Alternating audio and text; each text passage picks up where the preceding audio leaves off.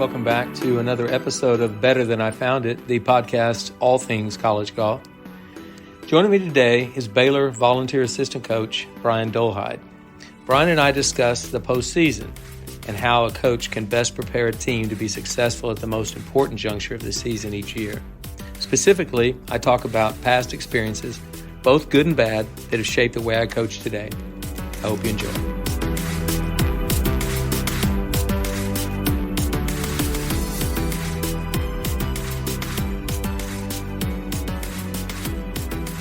Welcome back to another episode of Better Than I Found It. I'm Brian Dolhide, the volunteer assistant here at Baylor.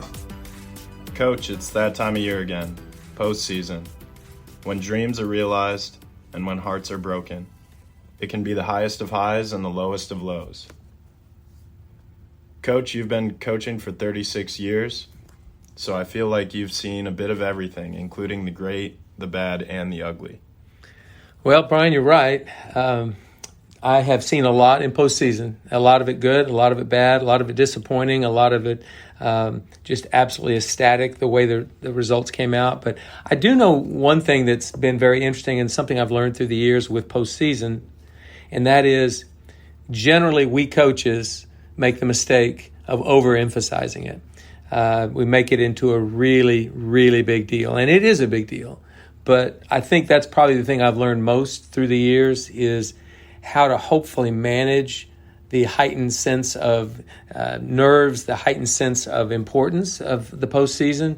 I'm not going to say that I'm perfect, and we'll talk about a few experiences today that weren't perfect. But I do know that coaches in general tend to overemphasize the postseason. Mm-hmm.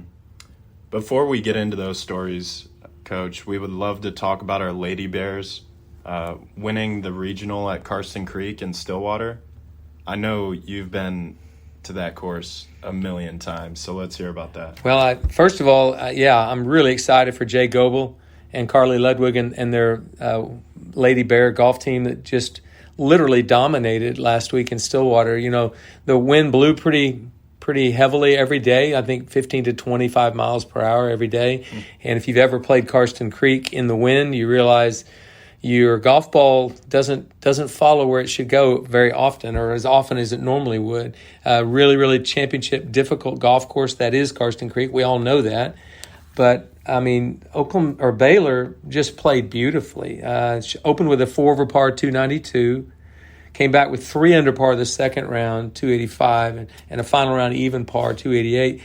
They were 1 over par for the tournament, which is a great team score. To put that in perspective, for 72 holes in 2003, when Clemson won the men's championship there, they were 39 over par and they won by 2 strokes over Oklahoma State. So for the women to shoot 1 over par for 54 holes is pretty incredible. The runner-up team was Arizona State, 15 over, so 14 shots back of the Lady Bears.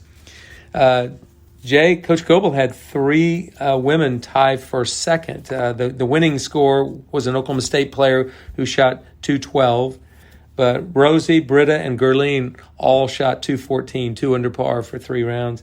Really amazing. I think we had one player, and I think it was Gerline. Gerline had 3 eagles. I've never seen a player have 3 eagles in a tournament. It's pretty impressive. She also had 10 birdies. Baylor led last week at the regional in par 3 scoring at even par. They were 7 shots ahead of the next best team. They tied for first with Auburn on the par 4s at 38 over. They were 21 under par on the par 5s and led the tournament in par 5 scoring. So they led all 3 categories, literally just dominated the tournament. It's very fun to see. I know Coach Goebel and I have talked about Karsten Creek at length through the years, and when they were seeing it for the first time in 2018 at the national championship, he literally had me sit down with the women's team and go over it hole by hole and in general philosophy how you would play Karsten Creek. So maybe they remembered what I said, but I also know they just played fantastic golf, and it's hard to imagine that dominating of a performance at a regional. But congratulations and best of luck to our Lady Bears as they head to Greyhawk next week for the national championship.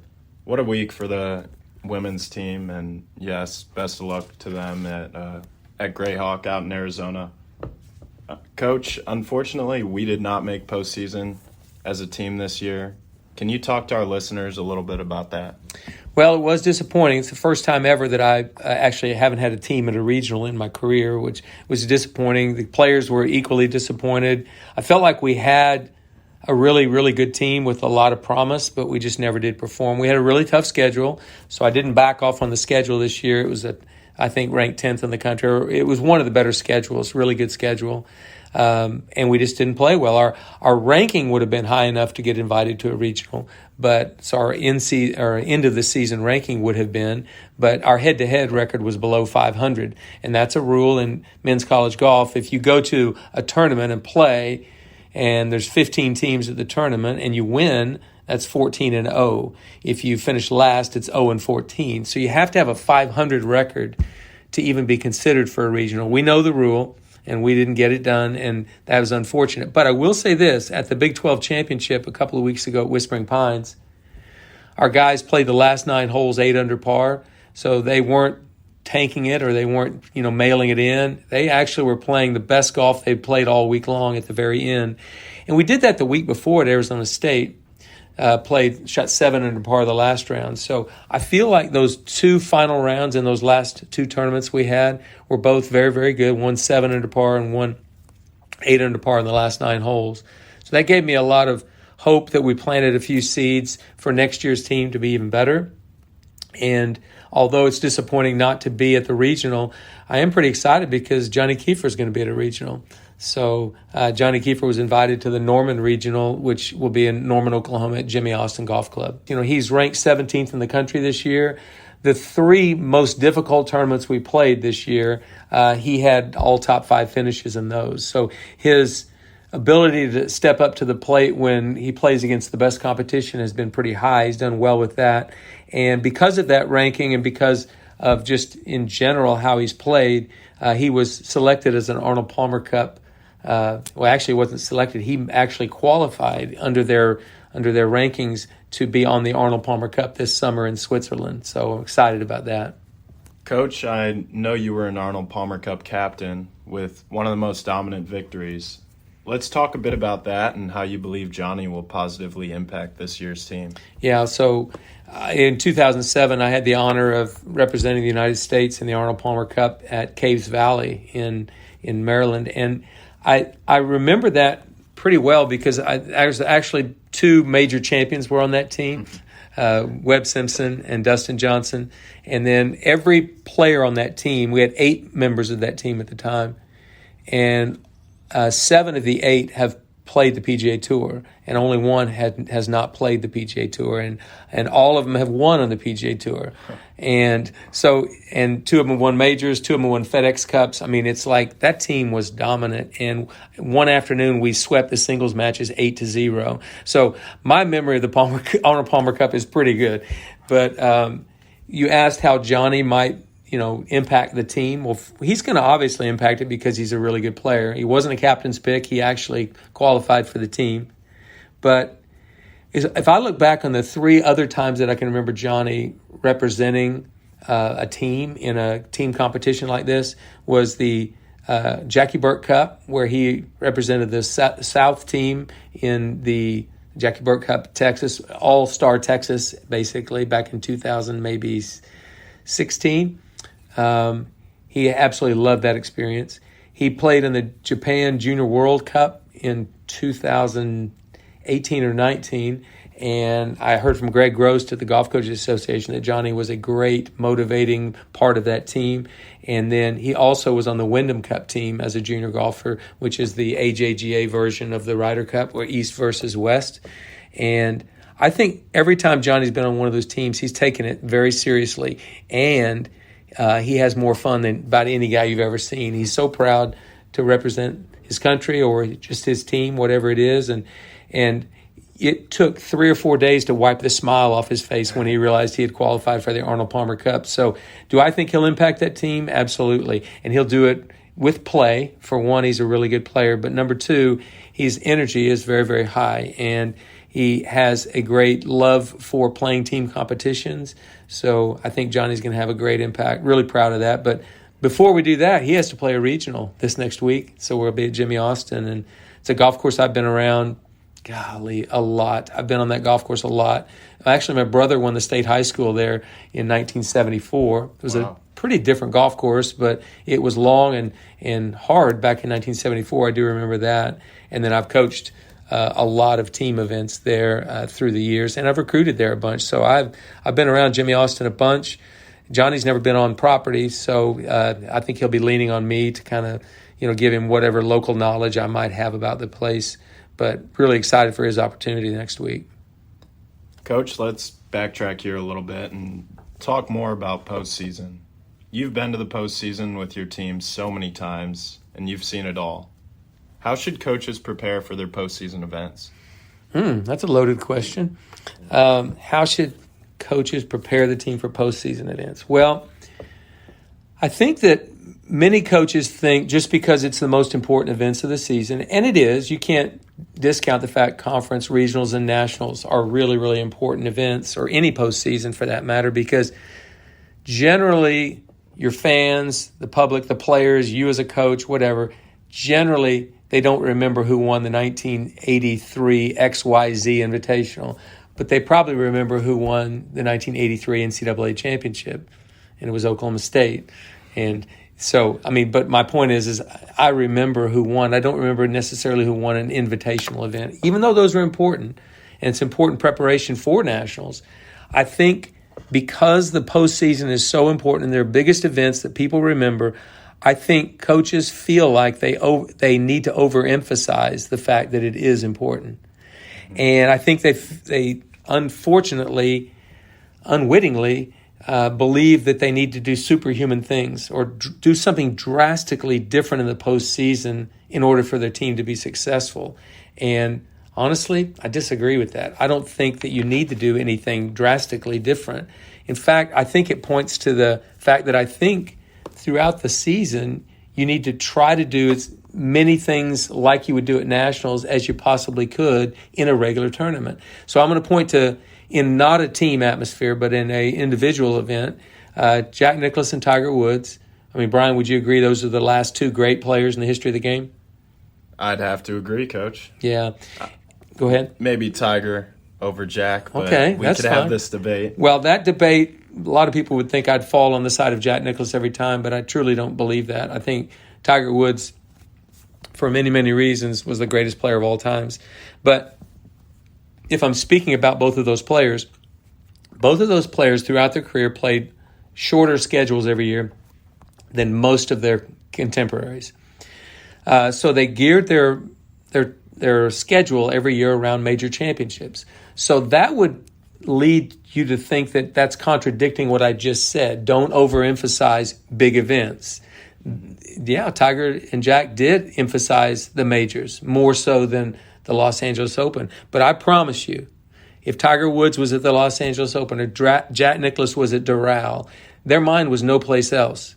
And they prepared for Doral or for the Los Angeles Open the same way they would for a major. The pre-shot routine was the same, their pre-round routine, their post-round routine. None of that changed. And if you time Tiger Woods and you time Jack Nicklaus pre-shot routines in a regular season event, and if you timed it in a major, which could be equated to our postseason events. If you timed a major, they're identical. They tried everything they could to prepare for a major and for the Los Angeles Open the same way. Because the truth be, they built their schedule so that the lead up would be as fresh as they could be for a major, that it would feel as much as it could like a regular season event. Now, so they tried to do what they normally did. In general. Right. Go ahead. All great information, Coach. Now, I'm not calling you old by any means, but you've been through it all. Let's talk about some experiences that brought you to this realization. Okay. Actually, before we go there, kind of say one other thing. I'd like to say I'm not trying to tell you to pretend that these events aren't important. That's not what I'm saying. They are important. I'm just saying your prep should resemble the prep you'd be doing all season long. So when you're at a tournament, it feels somewhat more normal. Do what you normally do. Mike Holder always told me when I worked for him at Oklahoma State, Mike, the easiest tournaments to win should be the ones in postseason, because that's when people are changing the way they do things, and it's when they have a higher sense of nerves, and they make it so important. Now, truly, Mike had the best team many, many years, so it's like he had a really good chance to win the national tournament anyway. But he felt like those tournaments were easier to win, not just because he had the best team, but in fact because they were doing the things they would normally do for a regular season event. How you prepare, how early you get to the golf course, the way you do your pre-round routine, none of that changed. So, I'd say do what you normally do as well as you can. I'm not telling a coach, try to trick the kids into thinking it's not a big event. It is a big event. And it is more important. Do you remember who won the Doral back in 74? I do not. No, and you probably don't remember who won the U.S. Open, but I do. It was Hale Irwin at Winged Foot, and he was 7 over par to win that week. But anyway, I digress. The fact is, you want to prepare all year long like you're preparing for the national championship. And you asked what were some experiences I've had about postseason that were good learning experience. Is that the question you asked? That's right. How did you come to this realization? Okay. Well, it actually happened before I went to work for Mike Holder at Oklahoma State. So I was a high school coach still at Eben North High School. And in January, I went and interviewed with Mike Holder to become his assistant coach, and he agreed to hire me after the state championship in May. Mm-hmm. So it would be the week after the state championship. I would move to Stillwater and become his assistant coach. So my players that spring played the entire spring season knowing this was my last year in Edmond, and I'd been in Edmond for a long, long time. Mm-hmm. So they played with that, I don't know if the word's pressure, but that realization that Coach McGraw is not going to be here, let's send him out a winner, okay? And so I knew they were feeling that pressure. I was feeling the pressure because I felt like we had the best team, and I'll talk about each player real quickly. Matt Larson, he was a state junior champion in Oklahoma. He would go on to win the state high school championship in Oklahoma. He played golf at OU and then Lamar, so he played Division I golf. Really good player.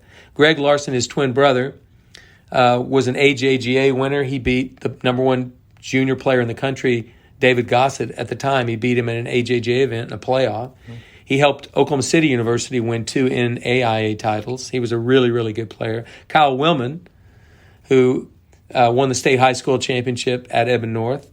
He won 3 times at Texas Tech. So he won Division I golf tournaments 3 times. Really good player. In fact, made the 30-foot putt in the first regional his freshman year to send Texas Tech to a playoff, which they won to get to the national championship for the first time in 26 years. Kyle was a really, really good competitive player. J.J. Belkoff, my team captain, he won the conference championship that spring. So it's not like he had our second best scoring average. He was a really good player. And Brian Goodger, our 5-man, had also been a state junior champion in Oklahoma. So all of these players were really, really talented. They were good kids, and especially at a state level. And so I felt like I had the best team. They had the pressure, so I felt that pressure. They had the pressure of, we've got to send Coach McGraw to Oklahoma State as the state champion again. So as we went through that spring, I never prepared these guys for what they were going to feel, the nerves they were going to feel, what it was going to feel like at Twin Hills Country Club, which, quite frankly, was a hard golf course, but I even made a mistake there. I talked to those kids for a month about Twin Hills, how hard it was, how it was going to be the highest winning score in years. It was going to be, I had these guys so afraid of Twin Hills they couldn't even see straight. We played 4 extra practice rounds in the 2 weeks leading up. They didn't have any limit on that. And I got members who got us on the golf course. We overemphasized the state championship to absolutely the highest degree possible. I didn't mean to, but that's what I was doing at the time. And I still felt like we had the best team. There was no way we could not win this tournament. I remember we were leading after 36 holes and had to sleep on this lead, but we were leading by 11 shots. And we get to the golf course the next day, and I thought I was very prepared because I got him there an hour and 15 minutes before, like we did for every other tournament. I went straight to the starter and asked him, "Are you guys on time?" And he said, "Yes, sir. We're just getting ready to tee off the wave in front of your wave." And so I told Brian Goodger, our 5-man, perfect, they're on time, so you know exactly how much time before you tee off. No issues there. Everybody's going through their pre-round routine like we normally would. But I didn't anticipate the following thing, and that was a young man from Westmore, their number one player, was teeing off, and he was going to be in the group in front of Brian. So Brian's walking off the practice tee as this boy from Westmore is hitting his tee shot. And he hits that tee shot, and he walks up to the landing area, and they do a 5-minute ball search. He loses the ball. So they didn't have a cart for some reason. He walks all the way back to the tee, hits another ball, goes up there, has another 5-minute ball search, has to walk all the way back, and then hits a third tee ball. And by the time Brian got to actually hit his tee time, it was 31 minutes later. Wow. From the time he had walked off. And so all my other guys had finished their pre-round, and I did nothing to change this. They were all standing around, all getting nervous. The whole gallery, which there was a ton of parents there, so there was probably 100 people all total. And so I have spent the entire spring building this up as the biggest tournament of their lives. Mm-hmm. They have spent the entire spring thinking about, we've got to win this tournament for Coach McGraw. And then we have this 31-minute delay that we didn't expect. So honestly, we ended up blowing the 11-shot lead and had some absolute crazy train wrecks on the back nine that allowed that to happen. But it was very easy for me to see, after I did a post-tournament sort of breakdown about what had happened, that I didn't prepare the best team in the state, and I didn't prepare them for how they were going to win this championship, because everything seemed too important at the championship, and they were scared to death. And then we had the delay on the first tee, and they just had no chance. Having a 5-man as the state junior champion, that's I'd say that's a pretty dang good team. It was a good one. I know that hurts at the time, Coach, but looking back, would you change anything? Would I change anything about the 1997? No. And here's the reason I wouldn't change anything. Yes, it was a bad experience. It was a bad experience for me, for all 5 of my players, for all their sets of parents. I mean, it was a bad experience. You blow an 11-shot lead. It seemed way too important to us, and we just couldn't. We had our hands with a death grip on that trophy, and then we had to hand the trophy to the Jinx Trojans. But I wouldn't change anything for this reason, because I think experiences like that are only bad if you don't learn from them. So if we hadn't learned a thing from that, if I hadn't immediately learned something, if I hadn't been able to talk to the guys about it that next day in our postseason individual meetings about how, you know what, that hurt yesterday, but honestly, you still have a wonderful family, you still have your health, you still have your future in golf.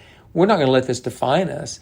And because a bad experience like that is something we learn from, I think it can be actually a good experience. And as much as blowing that lead hurt, and as much as every once in a while I think about it, gosh, we should have won that last state championship. The things I learned from that spring and how I prepared what was going to be the best team in the state to try to win a state championship, I think I've taken that into my coaching career about how, and by the way, I'm not the only guy who does it. Ben Hogan said after he hit it in the water, that wedge in the water on the 17th hole at Cherry Hills in 1960, he said he had nightmares about that for the rest of his life. He never stopped having. So it's one of those things that probably never leaves you.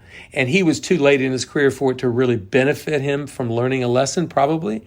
But the truth is, yeah, I probably will always think about the 1997 state high school championship, but instead of thinking of it in a negative way, I think of it as a place where I learned. And I think if you asked any of those players, because we were forced to, after blowing that lead, we were tied for second with Muskogee High School.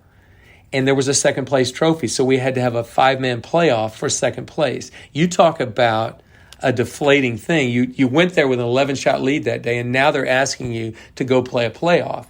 And I'll actually bring J.J. Belkoff back into this, because J.J. was a wonderful team captain that year. He had an incredible personality. Everybody loved him, and he did well. But I overheard J.J. when he found out we had to have a playoff, kind of griping or moaning or really upset. I don't want to play for second place trophy. And I pulled J.J. aside, and I said, J.J., I know that it's disappointing that we didn't win today, and that's terrible. But I'm not walking home without a trophy. So we're at least taking this second place trophy back to Edmond North High School. And so you need to get your attitude changed right now and go meet with your teammates without me there and explain to them why we're going to win this playoff. And, you know, he basically had tears in his eyes. He said, yes, sir, I'll do that. And the reason I knew I could say that to JJ was because he was always so respectful. And JJ was an absolute prince of a guy. He still is to this day. But I knew he would handle it the right way, and he did. And he went over and met with the guys, and the next thing I know, we're on the first tee. All 5 guys hit the fairway. All 5 guys hit the green, and all 5 guys made a par. And I think Muskogee played at 4 over par. So we did take home the second place trophy that day, disappointing. And yes, it wasn't a great memory, but the lessons we learned that day as a team and me individually as a coach, I carry with me today. And I honestly wouldn't change a thing because I think it made me a better coach. I think everybody would have to agree. You've definitely learned from that experience. And speaking on that, we all know you've held the trophy after the last event of the year. Can you share some of those experiences with your listeners? Ooh, that's a good one. Now we get to talk about something exciting and fun. So I'm going to talk about 2 years, and that would be 2006 when I was the head coach at Oklahoma State. We won the national championship. And 2014 when I was the assistant to Jay Sewell at the University of Alabama, and we also won the championship there. So I'll talk about 2006 first. As the spring went on, we were ranked number 1 in the country. We were winning a lot of tournaments. We had the College Player of the Year that year in Pablo Martin. We had the College Freshman of the Year in Jonathan Moore. We had the Byron Nelson Award winner, an incredible 5-man in Zach Robinson. We had not twins, but brothers, Tyler and Trent Leon, who, to my knowledge, are the only brothers who have anchored or helped anchor a national championship team the same year. That may have happened otherwise. I'll have to actually do some. And I will say one other thing about this team. It's the last team that not one of its 5 members played with a full status on the PGA Tour. Pablo won on the European Tour, but he never got his PGA Tour card. And so none of these 5 played the tour. And every year since, at least one player in the top 5 of every national championship team has played the PGA Tour with full status. So that's kind of a neat memory for me. Is this wasn't necessarily a bunch of dominating players, even though Pablo and Jonathan were playing great golf. This team was sort of a little bit more meat and potatoes. But as the spring went on, we definitely felt like we had a team that could win the national championship. I remember a couple of things. One, we didn't play well at conference. We finished 4th at Southern Hills in the conference championship. Had a great team meeting afterwards where Pablo probably gave the best speech I've ever heard a player give, impromptu speech to his teammates. It was wonderful. I'll never forget that. And so we still had the Maxwell in Ardmore, the regional, and the national tournaments. We had 3 tournaments left. The Maxwell in Ardmore was a format where all 5 players on the team played in the same group. So I knew I always loved this tournament because it was a great way to get your guys, the 5 that are going to be traveling in postseason, to have one final fun event. And they played at Dornick Hills in Ardmore, Oklahoma. Fantastic Perry Maxwell design. In fact, Perry Maxwell's first design. All 5 players in the same group. The coaches are responsible for their own team's pace of play. And there's 4 checkpoints. And one of the checkpoints was late in the round on number 17. We were on 14, which was the first or second hole of that checkpoint, and we lost a couple of balls or had a ball search or something crazy was happening, and I was looking at my watch realizing, oh my gosh, we're way behind the time. And so apparently I was getting real nervous and uptight and trying to rush around, and it was the Maxwell. It wasn't the national tournament. It wasn't even postseason like we've been talking about here on this podcast. But it was getting close to postseason. And I had a team I thought could win the postseason. And Pablo pulled me aside as one of our players was putting and said, Coach, we've got this. You need to settle down. You are way too intense right now. We'll make this checkpoint. Don't worry about it. You need to calm down. The guys don't want to see this out of you. And it kind of took me back, that a player would pull me aside and say that. But I did. I thought about it. We made the checkpoint, by the way, and we won the tournament. And Jonathan Moore won the tournament individually, and Zach Robinson, our 5-man, was runner-up with a final round 64. So, but I thought about Pablo's speech to me privately, and I thought about that over and over and over as we headed to the regional the next week in Cleveland. And I thought to myself, Pablo's right. I preach all the time about doing this, being the same in postseason as you are in the regular season, not giving it overemphasis or not overemphasizing it. And I thought to myself, I'm going to hold true to what Pablo said. And I was an absolute prince of a guy the week of the regional, and we dominated that regional, won by a bunch up in Cleveland. Jonathan won another tournament, and Zach Robinson was runner-up again. Wow. 66, low round of the day, the middle round. That's not bad for a 5-man.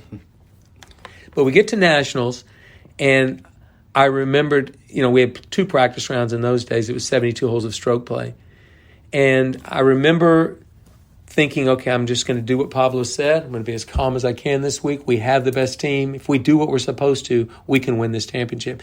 And then Jonathan Moore, in our pre-tournament final meeting after the second practice round, he said something that I thought was good. And it was, you would think it would be overemphasizing the week. But he said, guys, I think we all know there's a lot of pressure this week. I think we all know we're the best team. I think we all know that we have an expectation to win this week. But I want you to know that you're going to feel nerves you haven't felt in a while. And so I'm listening to this, and it's almost contradictory to what I've been saying. But it plays into what I would do as a coach later, and that was, don't shy away from it. Don't hide from it. It's going to be there. You're going to have nerves. You can't pretend that they're not going to be there. And Jonathan was saying that to his teammates. Guys, we're going to feel those nerves. So I need you to right now think about how you're going to react when you feel those nerves. I want you to think about, if I handle myself in a good way, if I control my emotions, if I'm calm in the moment, then every time I save a shot, I'm saving it for Pablo. And every time, Trent, you get it up and down from an impossible spot, you just did that for your brother Tyler. And we're all doing this for each other. But just remember, you're going to feel some nerves this week. And so I thought, that's a great message. And Jonathan, who's just an absolute prince of a guy, he appeared on my podcast a year ago or so. And I look back on that, and all Jonathan was trying to do was calm down his teammates. He was playing the best golf of his life, and he knew we had the best team. So let's calm down. Let's control our emotions and our nerves, guys, because you're doing it for each other. I thought it was a great message. And so 2 things then later in the week. I mean, it doesn't matter how you prepare, you're still going to feel those nerves. And before the final round, Zach Robinson is walking to the first tee in tears. And we're not even leading. We're 3 shots behind. And he's already crying because this moment is so big for him. And he had come to Oklahoma State as a walk-on from Fort Worth. He had been the Byron Nelson Award winner as the #1 student athlete in all of college golf. He literally was playing his 5th year because he redshirted his freshman year. And we hadn't won the national championship in his career. And all Zach could think about was, this moment is pretty big, and I'm finally here. And he got emotional about it. And snap hooked his first tee shot in the trees, doubled his first hole that day. And he did play the last 17 holes 2 under par and shot even. But his emotions were high. Pablo, who was in second place, I think, or third going into the final round behind Jonathan, I was going to walk with Pablo that final round. And he was going along great through the front 9, and I think he shot 1 or 2 under on the front. Everything's great. We hit the tee shot on 10, and as you're going down 10 fairway at Sun River, you can look across a penalty area, a water hazard, and you can see the 9th green. And Florida, a team that we hadn't even thinking about, they teed off on the opposite 9, a full 2 waves ahead of us. So they were way back in the tournament, not even part of the deal. They've got guys making birdies all over the place. And one of them is a future PGA Tour member, Matt Every. Mm-hmm. And Pablo looks at Matt make a 30-footer for birdie on the last hole, or 25-footer. Then he immediately looks to his left at a scoreboard and realizes Florida is only 2 or 3 shots behind us. So I said, Pablo, don't look at that scoreboard. And he said, okay, that's fine. But he spent the entire back 9 in an absolute fit of nerves. Mm-hmm. And he told me the next day, he said, when I looked at that scoreboard, I got scared to death, and I was scared the entire back 9. Thankfully for all of us, Trent Leon, who hadn't counted all week long, shot 69 the last round. Mm-hmm. Beautiful round. Zach Robinson, who doubled his first hole, shot even. Jonathan Moore, who was the best player in college golf at the time, shot 3 or 4 under. And we were able to survive it. I think Pablo shot 1 over that day and finished 5th. But if you think about it, everything I tried to do to lead up to that championship was about being calm. And even I succumbed to it in postseason and felt the nerves and overreacted. And even Pablo, who understood the importance of it, of staying calm and keeping his emotions in check. He fell victim to it. It's kind of crazy because it doesn't even matter in the best of situations with the best team, playing the best golf, you're still going to feel it. So you've got to decide beforehand, like Jonathan Moore said, how am I going to handle those nerves when they do come? And why am I going to handle them well? And so as a coach, you should be doing that preparation back in September. Right. That's September coaching. You should be doing that all year long, preparing your guys for how they're going to feel under pressure like that. Mm-hmm. So, I know you said you had another story there, Coach. Let's hear that one. Well, that would be, after I got let go at Oklahoma State, it's been pretty well documented that I went to Alabama as an assistant coach. And when I got to Alabama, it was pretty obvious this was a great team. I mean, they had won the national championship the year before, and they had the number one junior player in the country replacing it's kind of hard to replace Justin Thomas, but Justin turned pro that summer.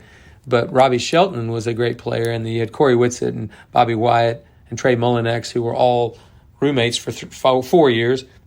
They were all All-Americans. Walker Cuppers, you name it. This is a great team.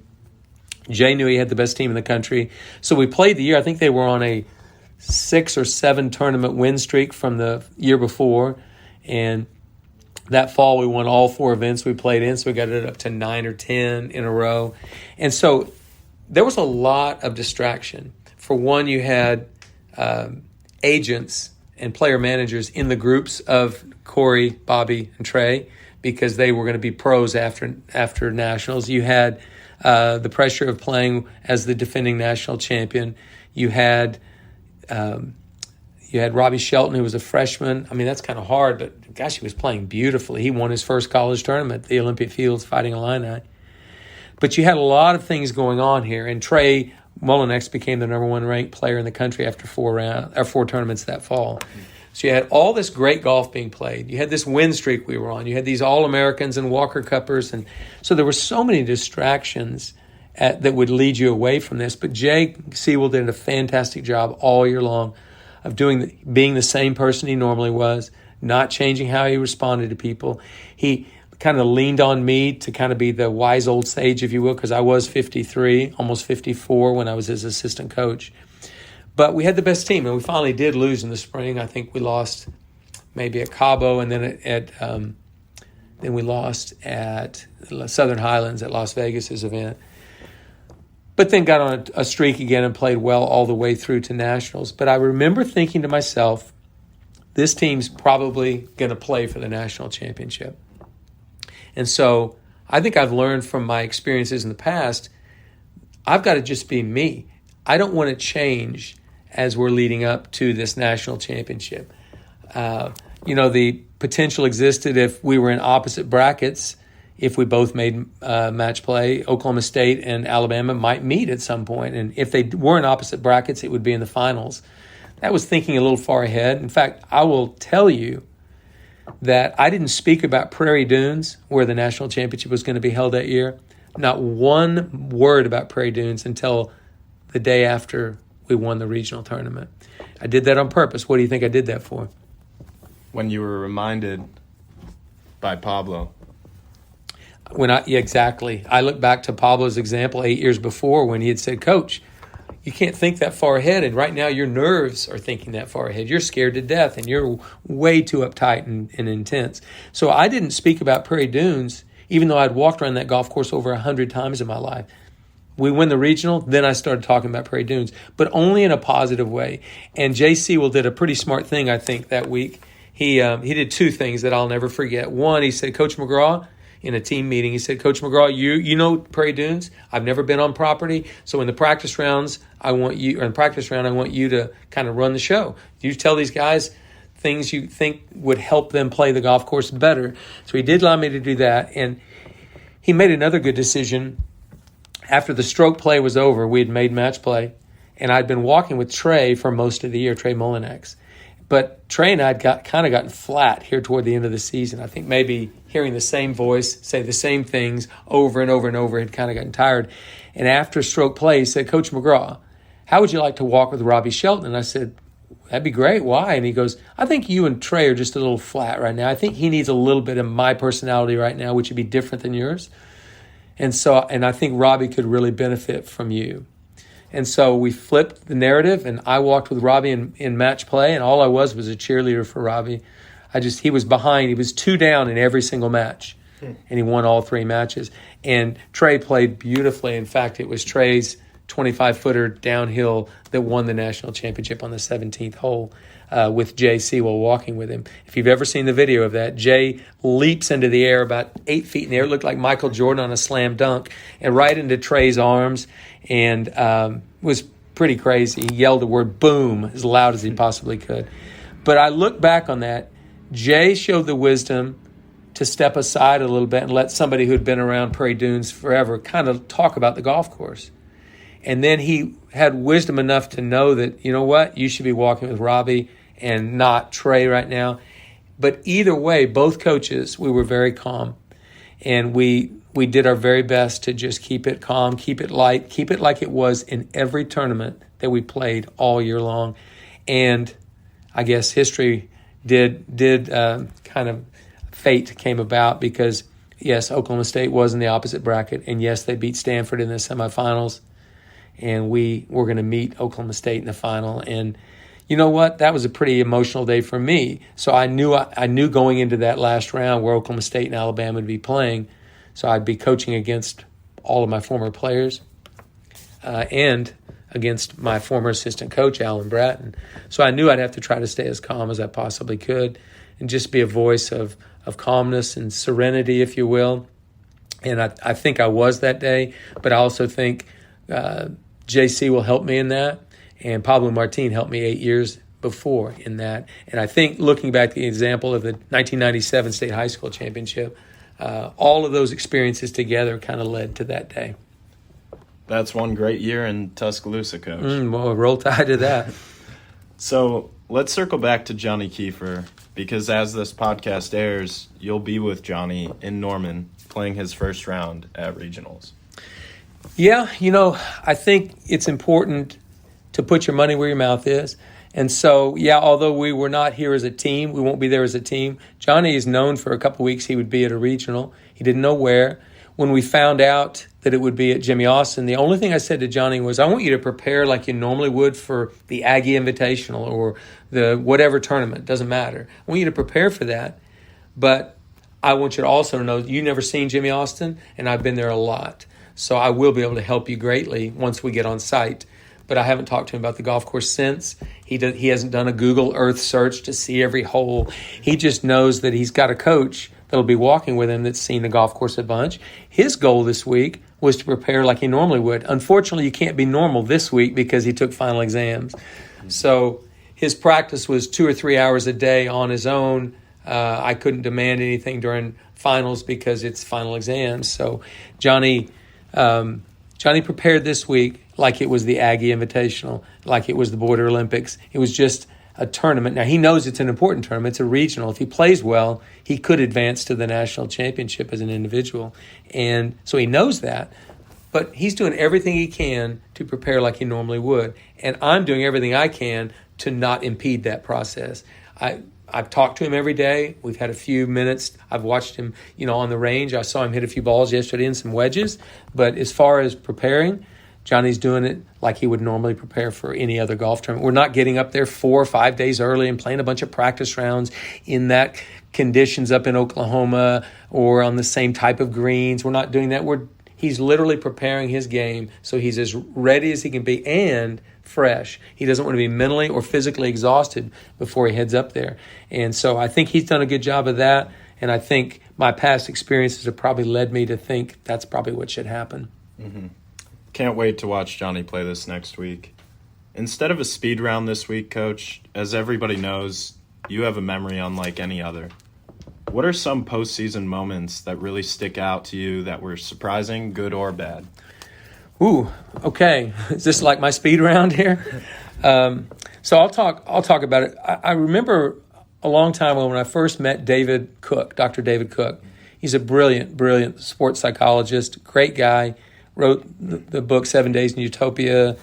Just really, David's just a really good guy. He told me one time, you need to help your players practice for emergencies, which would be the same way we're trying to prepare ourselves for what the nerves are going to feel like or whatever, but for emergencies. He said, be prepared for at least 3 of them every round.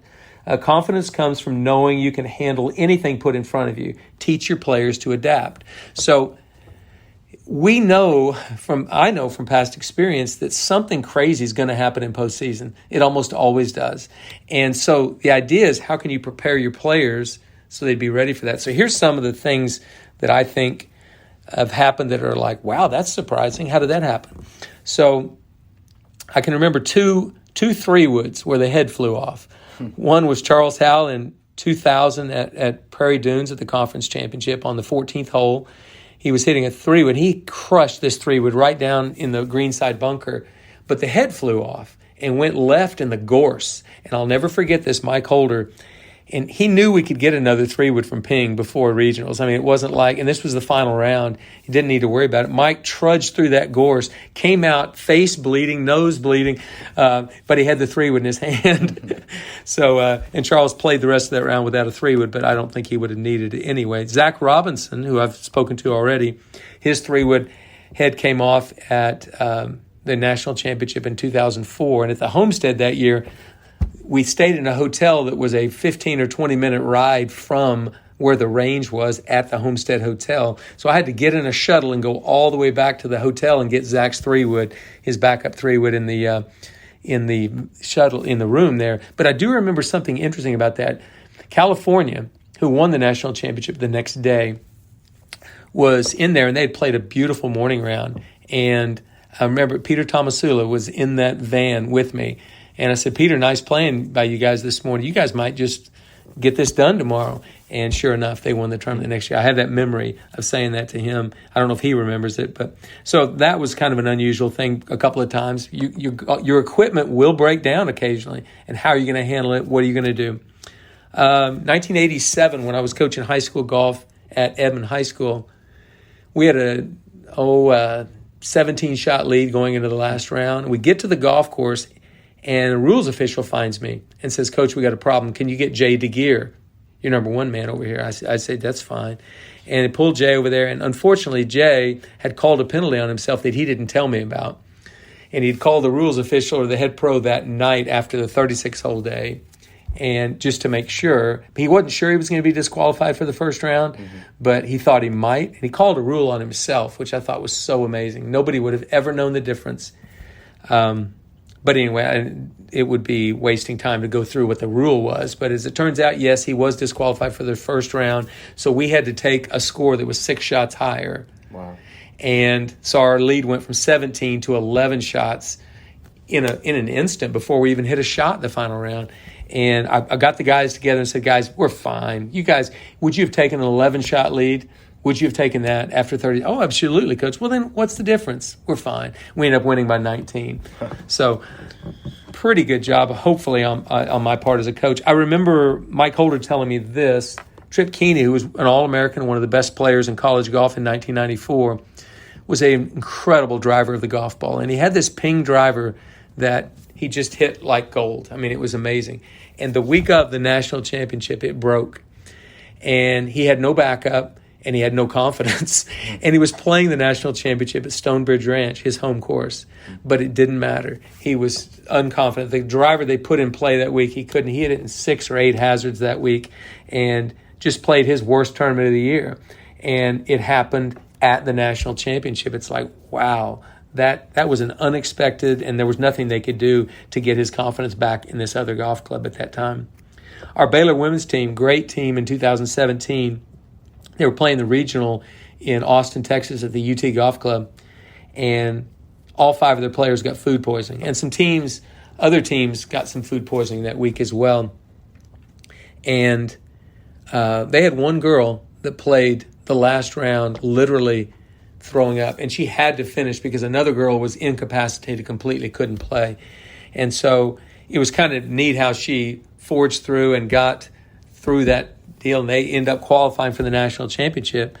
And they made match play the next week at Rich Harvest Farms. But again, all 5 players getting food poisoning before the final round, that's kind of unheard of. San Diego State University one year, when they were going from steel spikes to soft spikes, There was a rule, and their coach didn't know it at the time, and they ended up getting like a 38-shot penalty the first round, and they ended up not making it by a shot or something crazy, and Pepperdine did make it, and Pepperdine ended up winning the national championship the next week. Again, a big penalty that happened. E.J. Pfister at Oklahoma State was playing the national championship, and lucky for E.J., the team was just too good to lose. It was 1987 at the Scarlet Course, which is actually hosting a regional next week, and E.J. noticed in his golf bag, well, actually Mike Holder noticed in his golf bag that he had 2 6-irons. And Mike looked at him and said, EJ, you got 2 6-irons here. He says, well, this one's not mine, Coach. There's a 4-shot penalty on EJ. Wow. And luckily, it was Michael Bradley's 6-iron. And luckily, Michael Bradley and his teammates, including Brian Watts, who won the national championship that year individually, played well enough. They overcame that. They ended up winning by about 16 shots. But the caveat to the end of that story is the following fall in the preview, EJ had 15 clubs in his bag in the final round as well at that tournament. I don't know if EJ learned his lesson or not. And EJ, if you're out there listening, you were a podcast guest of mine. I respect you a great deal, but 2 tournaments in a row, EJ, come on, we can do better than that. But the truth is, Brian, that's just a few things I can remember. Something unusual is going to happen in postseason. It almost always does. So how do we as coaches prepare our players for those inevitabilities? It's going to happen. How do you handle it? I think you do that all year long. I think you coach them all year long to be able to handle that. Right. So many great stories and so many great moments we heard here today. So I really appreciate it today, Coach. Well, thanks, Brian, for being a part of the podcast today, and best of luck to all the teams out there in postseason, and specifically Johnny Kiefer up there in Norman, Oklahoma, Monday.